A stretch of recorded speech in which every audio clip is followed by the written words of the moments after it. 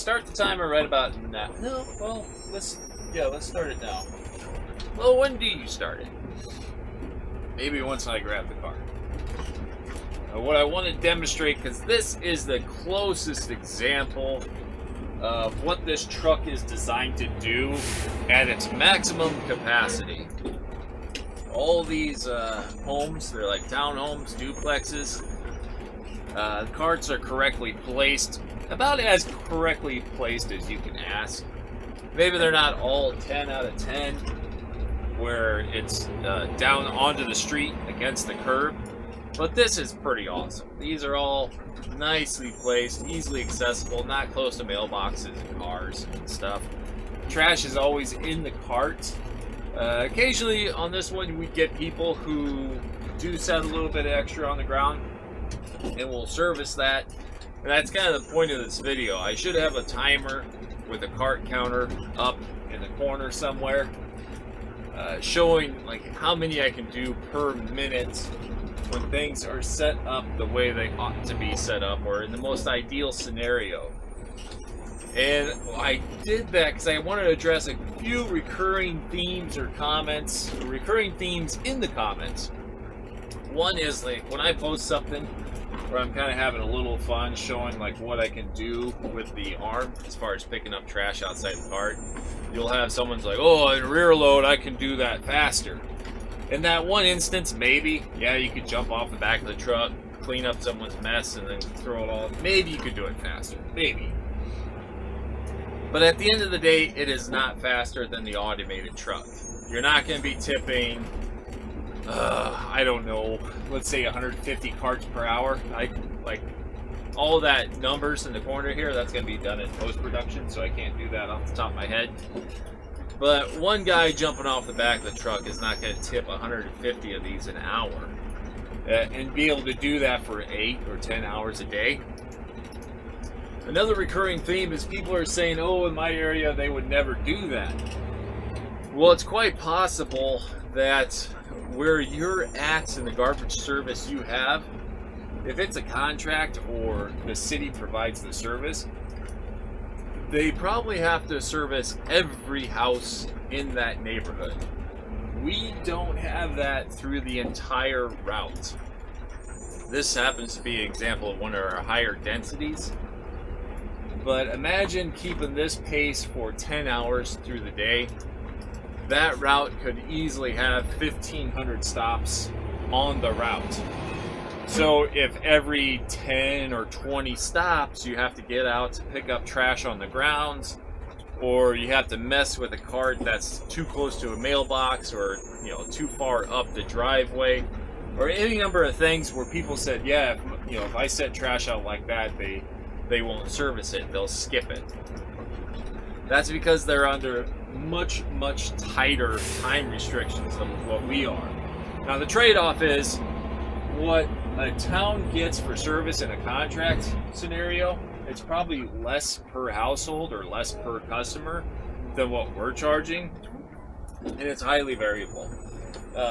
We're charging $26 a month for trash service, and that's just the trash service. And that's customers signing up for our service through our website. That's not the city levying a tax per household to finance a contract or to pay for city trucks and employees. And part of that arrangement that we have is like, okay, we charge a little bit more per household because we're not servicing every house. And there's a balance of revenue per hour in your operating cost.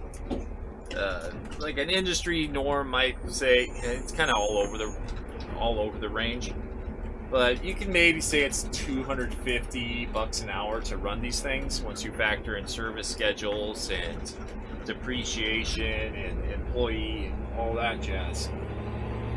So I gotta jump out quick. This will slow us down a little bit. Let's walk up here.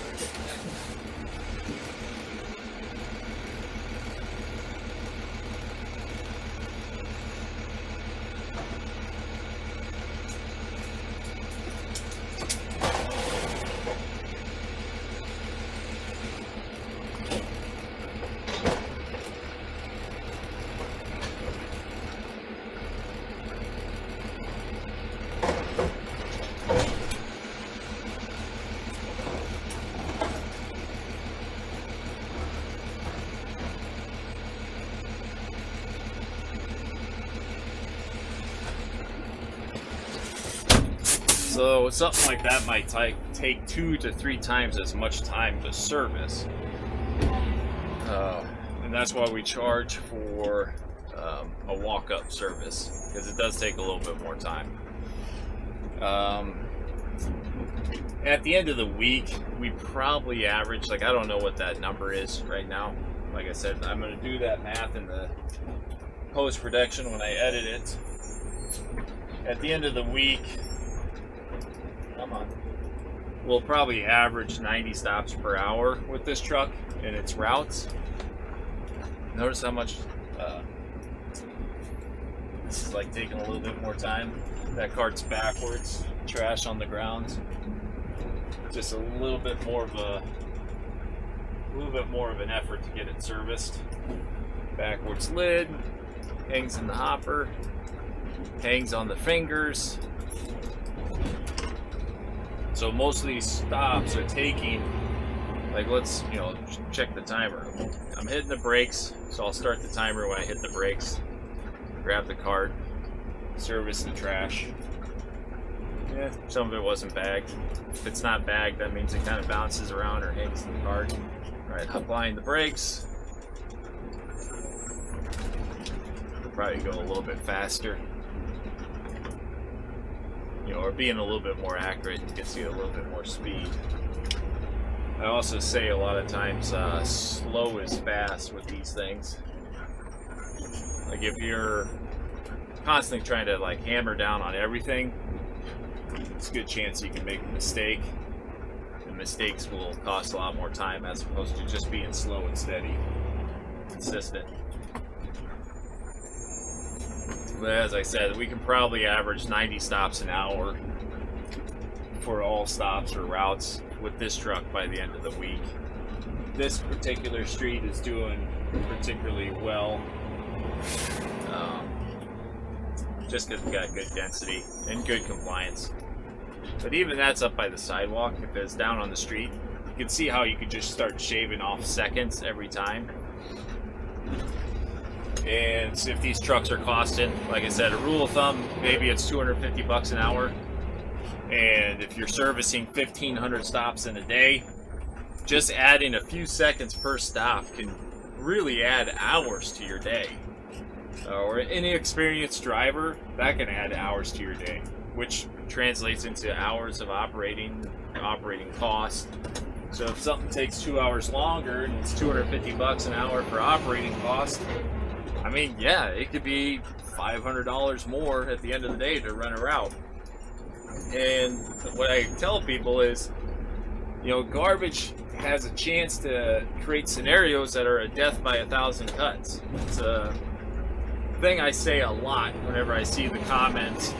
We don't do it that way, or they skip it or do this or that. There's a few comments where it's like, oh, you should just get out and pick up all the extra trash on the ground for free, and you're adding weight and time, not realizing if you're adding, let's keep it even simpler. Let's say a route takes an extra hour per day, and you run 5 routes in a week, and that extra hour is because you got to spin a cart around, or the guy is getting out to pick up loose trash on the ground, or he's doing more walk-ups, or people are forgetting to set trash out, and he's like, oh, I'm a nice guy, I'll walk it out for you. And the customer learns that, oh, I don't have to set it out, because if I forget, they'll walk it out for me. And you start adding all these like micro moments that adds time to your stops, and maybe you wouldn't be able to do 1,500 stops a day in that scenario. But let's say there's 1,000. You're doing that for a certain percentage that adds up to an hour or two. $250 operating costs, $250 at the end of the day, and extra cost to your operation. You do that 5 days a week, you're looking at $1,250 more per week just to finish your routes. And at the end of the month, take that, times 4 weeks to a month, or, it's more like 4 1/3. So 1250 times 4. Let's do some mental math. That'd be 5 plus another third. Watching traffic. Let's say it costs you an extra $5,400 running 5 days a week at an extra hour per day. At the end of the month, it will cost you probably about $5,400 more in your operating costs. And the reason I call that the death by 1,000 cuts, it's all these micro moments are hard to keep track of. If you blew up a cylinder on a truck and it costs $5,400 to repair it, that's one single line item, one receipt for $5,400 on your books. And you'll be able to look at it and be like, that was a bad month. We had that cylinder repair, but next month will be better because hopefully we won't do that. But it's one glaring red flag on your receipts that you'll know that's where your cost went. If it is done through these micro moments that are costing you seconds that turn into minutes, that turn into hours, it's very hard to see how that adds up and affects your bottom line. And that's where small companies really risk dying young, because it'll take forever for them to bleed out and phase away. Anyway, so like when a company has like policies that seem aggressive, and like we're certainly far from like the most aggressive one. Just watching this one, we're far from being the most aggressive with policy. Like you'll see, like I'll service stuff that's close to mailbox and cars or up the driveway by a sidewalk, all that jazz. We're pretty lenient on our policy, but we're also not running 1,500 stops in a day. We're running closer to like 700 stops in a day, which is still a full day. It'll take a while. But our cost, what we charge per household, is higher than what some of these contracts are. But it's a trade-off, If you have fewer homes at a higher cost per home, your service can go up. Like, we'll service carts that are not placed correctly. We'll service trash outside the cart. That's kind of the trade-off. I don't know. It's a lot to say, but hopefully it adds a little bit of clarity when there's confusion about why one company does it one way and another company does it differently. And there's a lot more going on to it, but as far as like the front-facing things, that's one thing to consider.